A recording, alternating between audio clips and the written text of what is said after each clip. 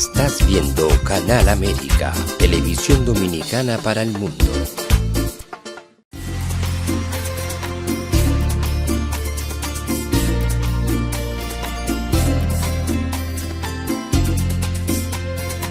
A Time for True show is sponsored by the Office of Dr. Bernard Fialkoff, a periodontal, dental implant and laser specialist in New York City, for over 40 years.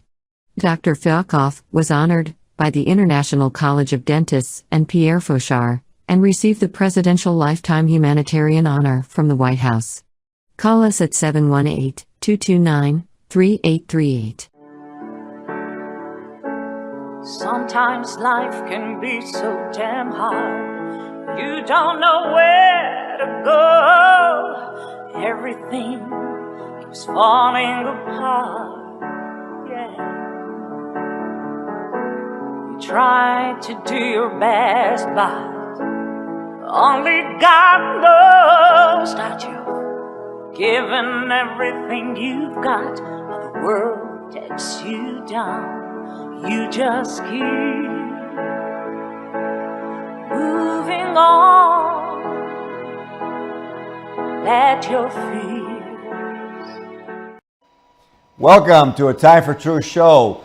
I'm your host, Dr. Bernard Fialkoff. It's a pleasure to be back with you. Many of you have been asking, how do I avail myself of the previous episodes? It's very simple. Go on YouTube, A Time for True show. Click the subscribe button. You'll be availed of the 4 years of episodes. There's no charge. We'd love to have you as a subscriber. And tonight, we have a very special show for you with a very special human being. And our world is lacking in something called integrity, understanding, empathy, and example. And tonight, we have a man that exemplifies all these qualities and what it's going to take to actually resolve all the complaints that we have, all the conflicts that we have in this country. So we want to get right to it. Engineer, let's put up his images on the screen as I introduce Dr. Stafford B. Sutton, Jr., PhD. There you have him. A doctor of philosophy and management with 25 years of executive experience in organizational transformation and strategic execution. He has expertise in generating savings and revenue through data-driven analytics and innovation, along with a proven track record in large-scale and high-growth enterprises. His visionary approach is characterized by practical, creative, and strategic planning, which is aligned to address complex business challenges. And God knows businesses can be very difficult. His transformative technology solutions via proficiency and product leadership have accelerated market entry and financial growth for many Fortune 500 companies. His leadership and persistence in elevating team organizational performance and ensuring business ethics have resulted in his being awarded $40 million in contracts with Bank of America as CEO of SES Church Financial. He received the Excellence in Performance Award as Executive Director of Technical Training at Family New Life, and the Fannie Mae Community Recognition as board member of the Fannie Mae Community Board in Dallas-Fort Worth. Dr. Sutton's impressive CV includes being board member of National Policy Alliance, board member of the Washington, D.C. Cities Coalition, board chair and vice chair for Go Northwest, board member of the Dr. Benjamin Carson Scholarship Fund, where he enabled students with higher academic achievement. And Buddha, if you will, let's put him up on the screen. A bit of warm welcome to Dr. Stafford Sutton to A Time for True show. Welcome, Doctor. Thank you, Dr. Falco. Thank you very much. Glad to be here. It's a pleasure to have you, and I want to get right to it. because I see that you have so much to share. I want to ask you, when you were a young man, what were your dreams? Well, thank you for asking that. I think that having dreams as a child is important because you have to have something to shoot for. As you saw in my pictures, I wanted to play in the NFL at one point as a young man, but just I looked at Dr. I thank you for putting Dr. Martin Luther King's picture on the screen, and then also Dr. Bernice King. She has been a friend and a leader with the King Foundation in Atlanta. And so as a young man, I grew up wanting to have a conglomerate, meaning I wanted to have a couple of different businesses and be able to help other people. And that was one of the things that really kept driving me, knowing that you could do more than one thing. Beautiful. Makes a lot of sense, and I can see that in your biography. So let me get right to it. You had very marked success, and I want to ask you, to what do you attribute that success that you had as the CEO of the SES Church Financial? Well, as a young man, my mother and father, they really helped to shape a lot of that because I saw their example. Hard work. My father was a pastor. He was also a microbiologist. My mother was a teacher and a principal in the school systems. And so education was important to them. And I didn't always float towards the education side. I like to be, I was an athlete. I like to play football, basketball, run track. And so, but it showed me that you really have to look at your plan B, which is, for me at the time, it was education. And plan B became plan A for me in life later. Well, thank goodness you went into that plan because you've done really well. And, the other thing I see as I was looking over what you've done is you've helped a lot of families. And what I want to ask you, because in our world, it seems like this is lacking. So what is it that motivated you to help families to obtain housing, to maintain the homes that they had and not lose them, and to retain them when you were working at Go Northwest?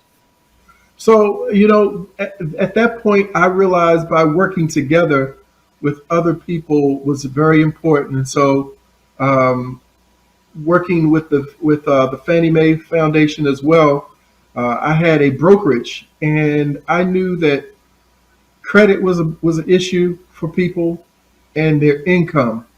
We don't always have that disciplined mind to realize things you do today will affect you tomorrow. So I always wanted to talk about that and to also give bullet points. Stay on top of your business. A lot of people just let things go and they stick their head in the sand and think it's going to go away, and it won't, because it'll come back to bite you later. It's so true. And one of the things I'm saying, even in the first moments of what our interview here, is your persistence, your paying attention. It seems like in today's world everything has to be instantaneous gratification, and we don't realize that life is not that way. Sports is not that way, and I love going to the LA Fitness for that reason, because you get to go there and everybody who's there is on the same playing field. And there's a nice feeling, there's a nice vibe that comes out of there. We're all different in that building, but we all are doing the same thing with an agreement. And, so it brings me to this next question, because you build agreements, very interesting. You're a facilitator. So I wanted to ask you, how is it that you go about, and what are some secrets you can share about the facilitation you've done where you've connected and you've made partnerships amongst community leaders, small businesses, nonprofits? I'm sure a lot of the viewers will want to hear this. Well, I think that we have to get out of ourselves and not just think of ourselves. I think that we need to, when we listen to others and what they do, we look where there's a synergy. Also look where there's a problem that you're looking for a answer to it. So if we know that there are certain areas in let's just say there's a block that needs to be revitalized. You look for those developers. You look for people who may be the small investor. You look for those who do credit repair. You look for those who are realtors and brokers. And you have to look for that in your conversation because you never know who you'll run across. And I always tell people if you're not really looking to seek to make a difference, then you won't. You have to be intentional about everything that you do, every move that you make. We only have a certain amount of time that we're here on earth, and we want to make sure that we use that time to the fullest of our ability. That's what I believe. Well, thank you. You know, Good. that's one of the things I see in you, that you care. You know, I know when I met you at the World Conference of Mayors, Yes. that you know, it's very interesting. You're very mild-mannered, you're very calm, but there's a Thank you. reality that comes out. There's like a caring in your character that it just exudes out without you doing anything. And here you are, very interesting, because you're very prolific. So in today's world, it seems like you couldn't have both. You know, that if you were too caring, that you couldn't take advantage of business, but that's not the truth here, which is great. It's a great example. So tell us why you're such a strong advocate for education and for workforce economic development. Why is it you feel that's so important? Well, I think that we have to be advocates all in our own right because if we're not, like I said before, you're not really looking to help make a change in the world. And to me, that is so important. I believe that our youth of today, they need more wisdom from people like us because a lot of times now they don't really take the time to get a chance to build relationships, know each other. They'd rather be a lot of times on computers. And to me, you lose some of those relationship building skills when you don't use it. And that's what I really want to do is to be that person to say, hey, talk to the person next to you, get a chance to know who they are. I don't think that we put enough emphasis on relationships and doing that. You know, in fact, if you don't reach out to others, then you won't have the chance to know what you're missing because you could be missing your best friend. You could be missing somebody that can help change your life in one moment. But because you didn't take the time to do it, you don't get it. So yeah. That is so true. You know, I can really see that. And it's, you know, you build trust with these people and that trust leads to everything else, which, because if we don't have trust, we're not going to go anywhere. It's so true. So with that in mind, what mistakes and ineffectual or wrong philosophies do you see in our country and being perpetrated or committed all day long that are causing us just to constantly go in circles? I think that we look more for the individuality in our everyday life. If you don't look to work with others, then you won't. You know, they talk about old proverbs about it takes a village. They talk about other proverbs such as, you know, you're supposed to help the other person's boat get to the other side. All of these things are adages for working together. But today, I think in the world, it fosters a sense of just doing it on your own, not helping others. They talk about pulling yourself up by your bootstraps, but to me, it's not just by pulling yourself up by your bootstraps. It's about us making it to the top together. If the least of these don't make it, then you don't make it. And I think that's where we need to see society by helping the least of these. I really wholeheartedly agree. I had this realization, I call it a realization. It's a very simple one.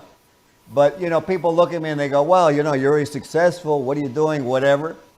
or you've learned a lot, or you have a lot of knowledge. But I tell you, the greatest knowledge I've gotten is I realized that the grass comes up in the spring.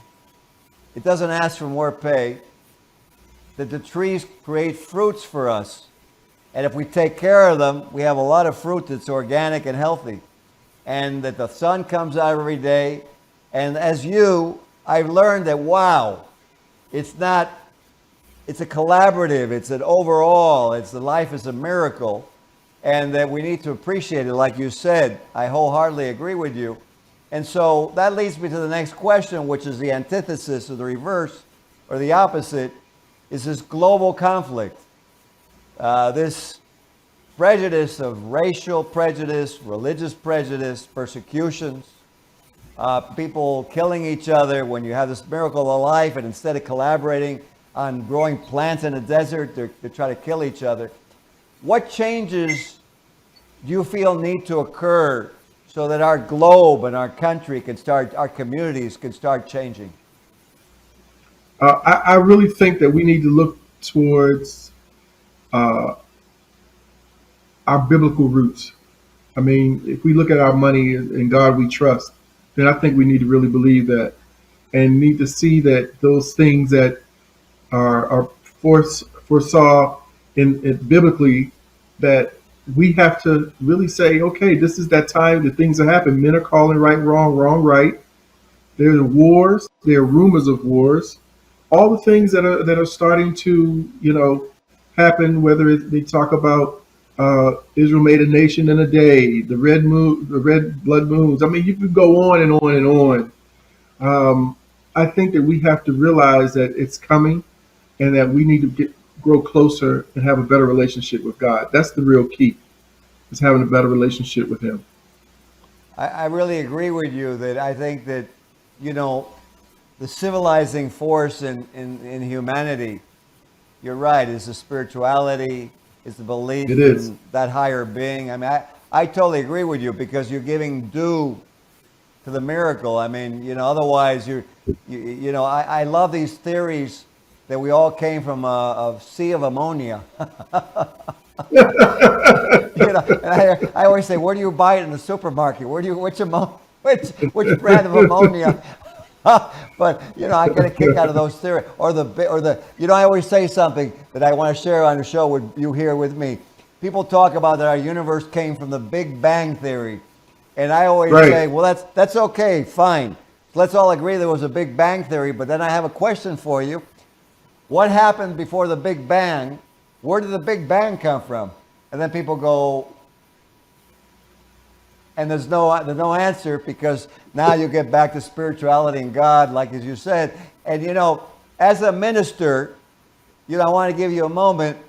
What role as a minister do you feel should come more into our lives so we get a little bit more peace, a little bit more morality?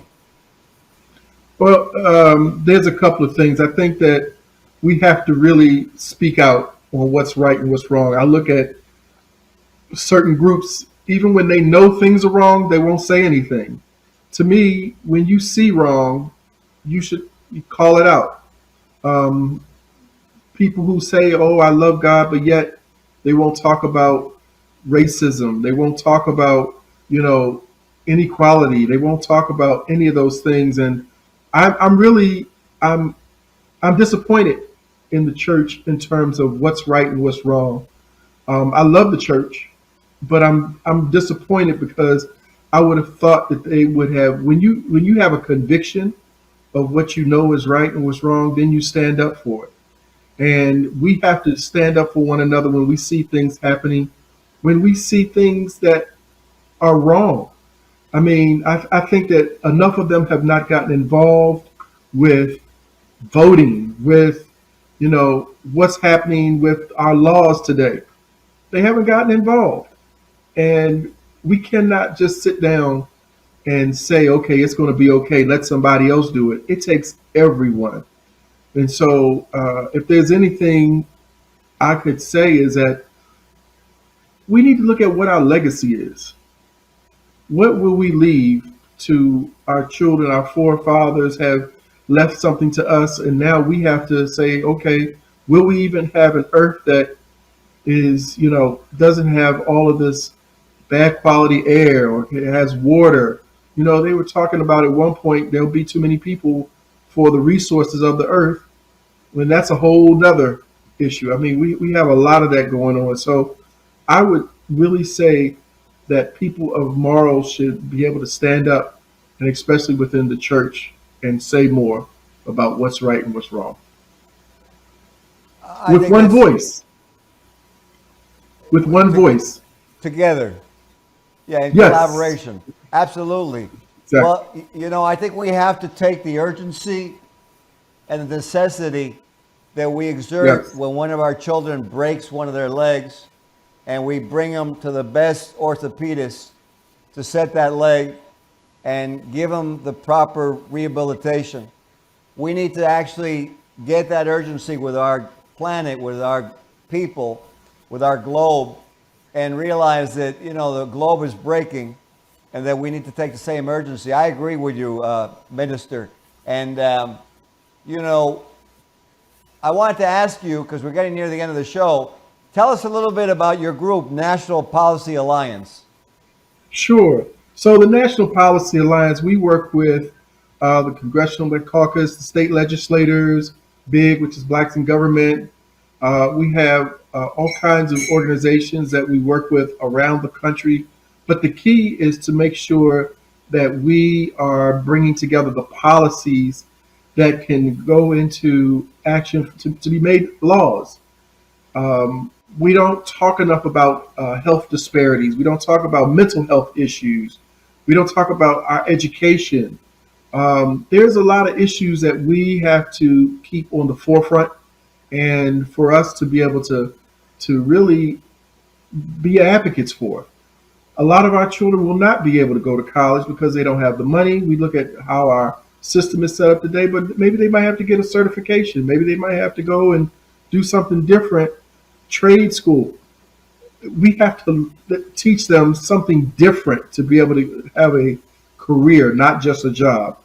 So that's what we do, is we put together those pieces, and we work on all those different areas of how do we help bring up a group of people around the country. Well, that sounds like a great organization. If they want to contact National Policy Alliance, is there an email or a website they should go to? Yes, the nationalpolicyalliance.org. They can always go to that and see what we're doing. And I would say that's the thing to do. Just go check us out. Beautiful. Well, you know what? One thing I've learned is always to acknowledge, and I want to acknowledge someone who made it possible for you and I to meet and for us to get this word out to the people of America, to the world. And it's funny because he has the appropriate name. He's a globe trotter, and his name is Robert Z. Hunter, who is always uniting people, and he united the two of us. And Yes. he's quite a character. He's always trying to bring peace, like they did to so many different venues, and he never had a lack for words, but he hits the punch.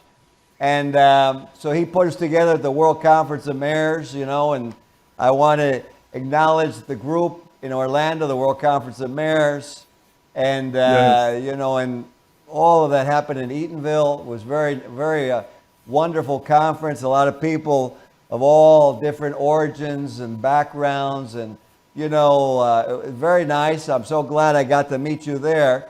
And I wanted to ask you, because we're reaching the end of the show now, what final comment or comments would you like to leave the viewers as we head into 2025, and as we head into, the latter part of this decade now? Well, one thing, and I want to thank, we call him now Poolside Bobby, the Harlem Globetrotter, just to thank him as well for putting us together. What I would like to say is, I want each and every person to take a self-evaluation of what they're doing in their life. And if today was their last day, what would they leave? what would people say about you? And if you don't have the right answer, or what you see is something that you want to leave as a legacy, turn it around today. Look at something that's important to you that you want to leave for your children and your children's children, to make a difference in the life of them and also this world. So I ask you to do that. Take the time to do that. And that's important. I always say, have a good relationship with God. That's the most important thing you can have. You know, it's so true. I thank you for those words and for taking the time to be on the show.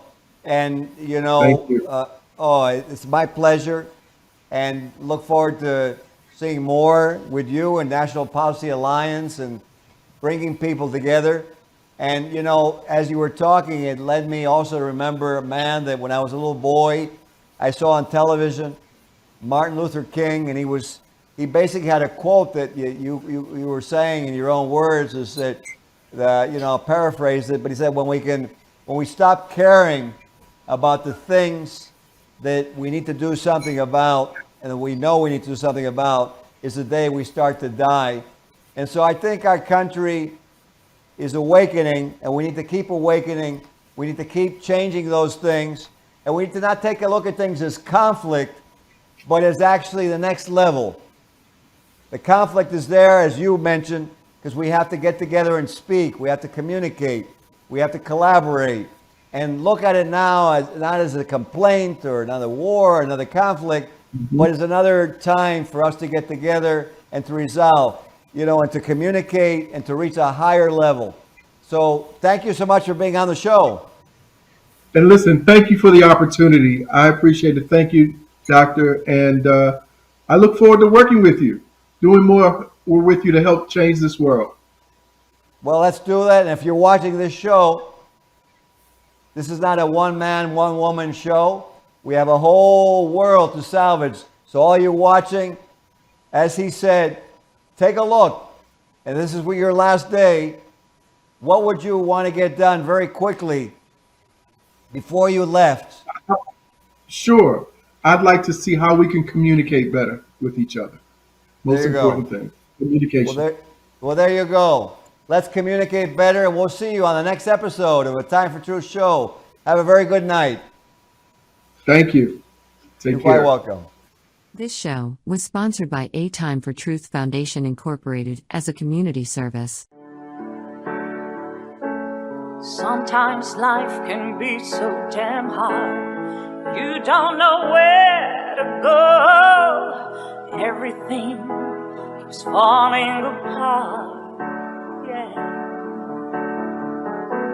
You try to do your best, but only God knows that you've given everything you've got, but the world takes you down. You just keep moving on. Let your feet